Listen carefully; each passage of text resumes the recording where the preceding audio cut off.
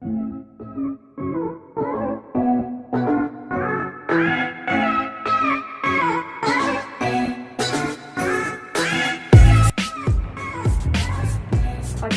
sekarang tidak ada lagi orang yang berpendapat bahwa agama merupakan proses intelektual. Faktor-faktor seperti pengaruh lingkungan sosial, seseorang dan kegiatan-kegiatan emosi yang secara samar-samar tidak diverbalisasikan pada umumnya diakui sebagai bagian-bagian dari landasan sikap keagamaan yang sangat boleh jadi mengawali semua jenis pemikiran rasional terhadapnya. Namun demikian, kemampuan berpikir dalam bentuk kata-kata yang mempergunakan kata-kata sebagai alat untuk membedakan antara benar dan juga salah. Nah, hal ini merupakan keberhasilan manusia yang bisa diharapkan pengaruhnya terhadap perkembangan sikap keagamaan. Nah, jadi di antara beberapa penulis mengenai agama, jadi reaksi yang berlawanan dengan pendapat yang mengatakan bahwa hal ini merupakan pemikiran intelektual dan di media jauh sudah berkembang sehingga agama dianggap sama sekali sebagai faktor-faktor irasional dan alasan-alasan yang diberikan untuk mendukungnya untuk sekedar sebagai rasionalisasi yang sama sekali tidak berpengaruh terhadap sistem kepercayaan yang bersangkutan. Oke, nah di sini ada istilah dari rasionalisasi oleh Trotter ya sebagai pengganti proses verbal yang digunakan untuk memberikan kepercayaan yang dikukuhkan dengan landasan-landasan lain. Nah, dalam bentuk ekstrimnya terdapat dalam beberapa jenis ketidaksadaran, yaitu seperti paranoia atau ketidaksadaran di mana kepercayaan terhadap kebesarannya sendiri atau perlakuan-perlakuan kejam yang dideritanya dari orang lain. Nah, dalam bentuk ekstrimnya terdapat beberapa jenis ketidaksadaran. Nah, seperti paranoia atau ketidaksadaran, di mana kepercayaan terhadap kebesarannya sendiri atau perlakuannya yang diderita dari orang lain didukung oleh berbagai proses penalaran yang boleh jadi statistik dan modern. Akan tetapi, secara esensi bersifat tradisional dalam arti bahwa proses-proses penalaran itu tidak didasarkan atas pemahaman yang benar. Nah, dalam pengertian kata-kata ini hampir tidak dapat diragukan bahwa rasionalisasi memainkan peranan dalam pembentukan sistem kepercayaan keagamaan sebagaimana terjadinya dalam sistem kepercayaan lainnya, di mana unsur-unsur emosional juga ikut, namun ia bukan alat untuk menetapkan apakah argumen-argumen yang digunakan untuk mempertahankan secara baik atau tidak baik.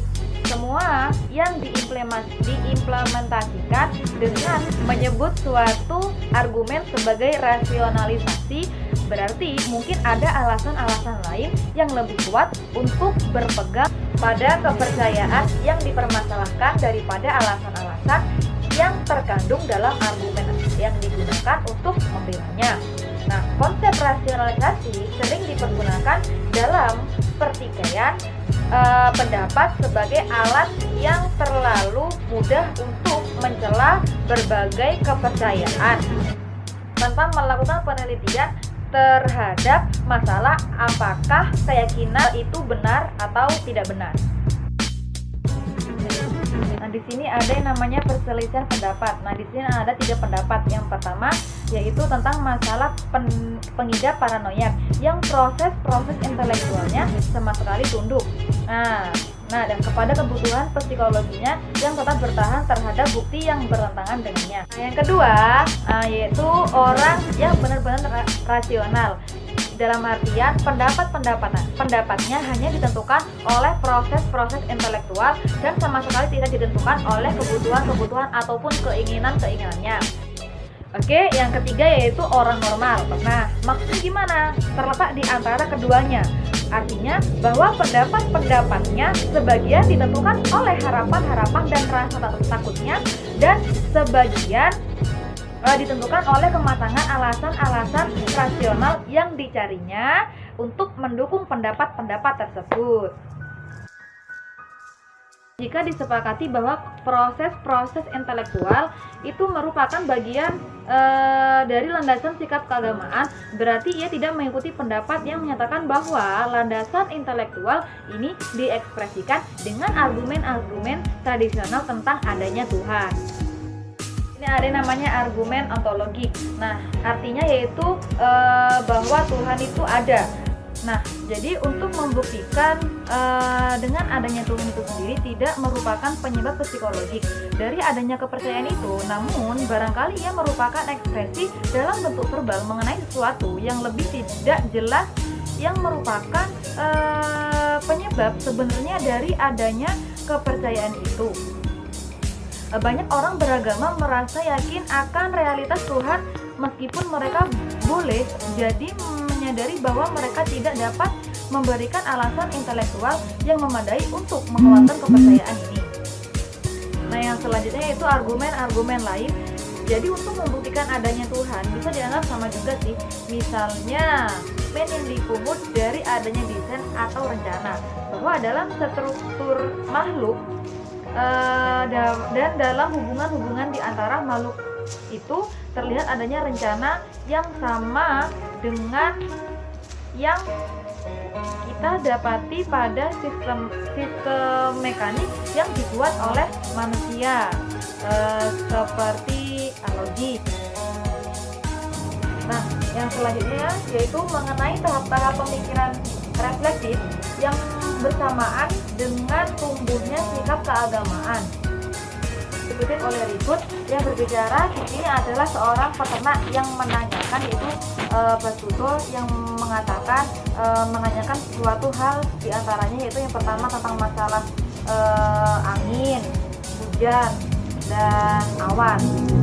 Nah, yang kedua yaitu penanya oleh peternak di India itu menanyakan sebuah apakah kesedihan itu. Nah, jadi di antara dua peternak tersebut itu terdapat perbedaan pendapat.